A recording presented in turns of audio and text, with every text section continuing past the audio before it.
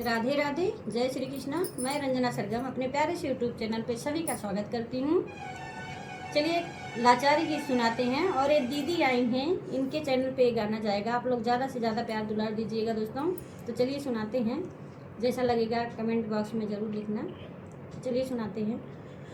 रतिया राजा हमार मधुबन गईले हो, रतिया राजा हमार मधुबन गईले हो। पिया के अम्मा हम वहीं से पूछे, पिया के अम्मा हम वहीं से पूछे।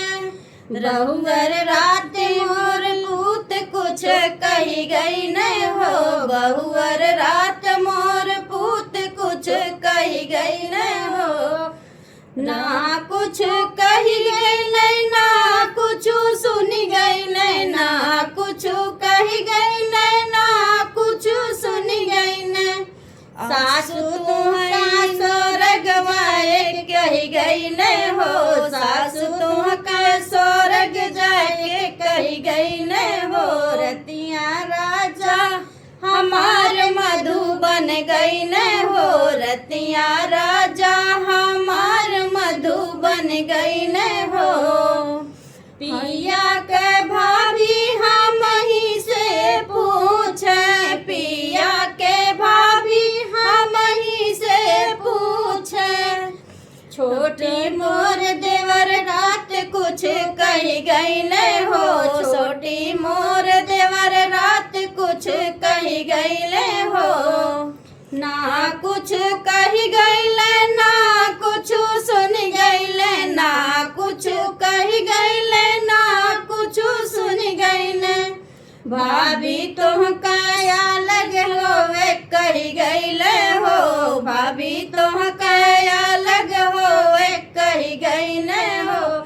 रतिया राजा हमार मधुबन गई न हो, रतिया राजा हमार मधुबन गई न हो। पिया के बहिनी हम ही से पूछे, पिया के बहिनी हम ही से पूछे। भाभी रात मोर भैया कुछ कही गई न हो, भाभी रात मोर भैया कुछ कही गई न हो। ना कुछ कही गई ले, ना कुछ सुनी गई ले, ना कुछ कही गई ले, ना कुछ सुनी गई ले। ननदा तोहरे ससुर जाए कही गई ले हो, ननदा तोहके ससुर जाए कही गई ले हो।